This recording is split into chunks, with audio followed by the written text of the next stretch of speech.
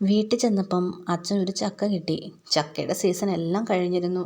അപ്പം ആ ചക്ക അമ്മ വെട്ടുന്ന നേരത്താണ് ഞങ്ങൾ ചെന്നത്.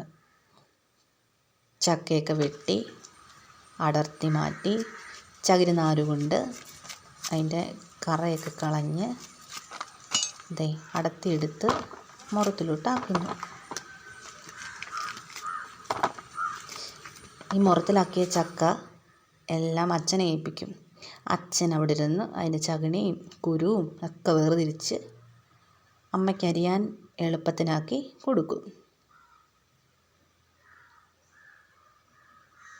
അതിനുശേഷം അമ്മ അടുത്ത് വന്നിരുന്ന് ആ ചക്കയൊക്കെ എളുപ്പം അരിഞ്ഞെടുക്കും. ചക്കയുടെ സീസണൊക്കെ കഴിഞ്ഞ സമയത്താണ് ഞങ്ങൾക്ക് ഈ ചക്ക കിട്ടിയത്.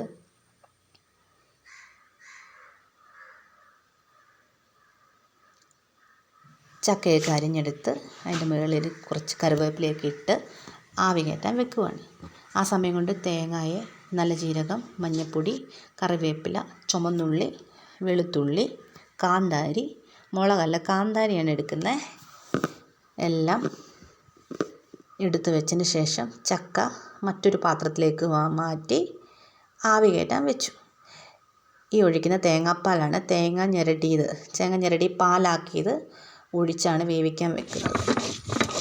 അതിനുശേഷം അമ്മിക്കല്ലിൽ കൊണ്ടുപോയി തേങ്ങയെ, മഞ്ഞൾപ്പൊടി, നല്ല ജീരകം, ഉള്ളി, കാന്താരി, കറിവേപ്പില എല്ലാം കൊണ്ടരച്ചെടുക്കുവാണ് അമ്മ.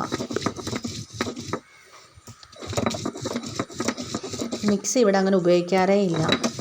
ഇവിടെ കൂടുതലും അമ്മിക്കല്ലിലാണ് അരയ്ക്കാറ്.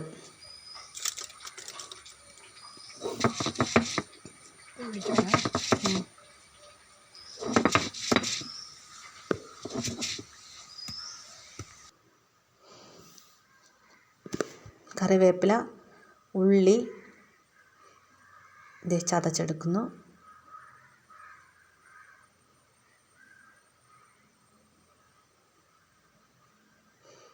അതിനുശേഷം വെളുത്തുള്ളി, കാന്താരി എല്ലാം ചതച്ചെടുക്കുന്നു.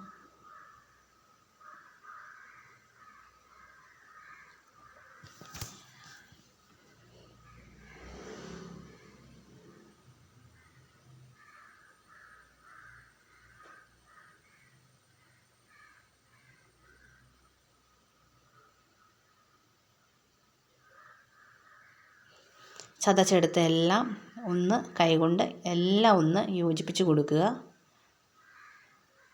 അതിനുശേഷം വേറൊരു പാത്രത്തിലോട്ട് മാറ്റിയെടുത്ത് കല്ല് കഴുകി എടുക്കുന്നുണ്ട്. കല്ല് കഴുകി ആ വെള്ളം എടുത്ത്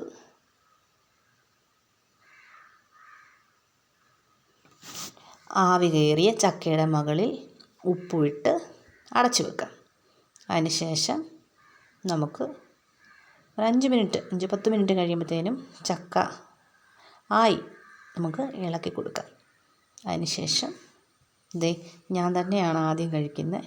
നല്ല ചൂട് ചക്കയും മാങ്ങാച്ചാറാണ്. മാങ്ങാച്ചാറോ മുളകോ ചമ്മന്തിയോ മീൻകറിയോ ചിക്കൻ കറിയോ ഒക്കെ കൂട്ടി കഴിക്കാം. ഇപ്പോൾ ഇവിടെ മാങ്ങാച്ചാറാണ് ഉള്ളത്. നല്ല മഴയുണ്ട്. മഴയുള്ള സമയത്ത് ചക്കയൊക്കെ കിട്ടിയാൽ നമുക്ക് കഴിക്കാനൊക്കെ ഇഷ്ടമാണല്ലോ.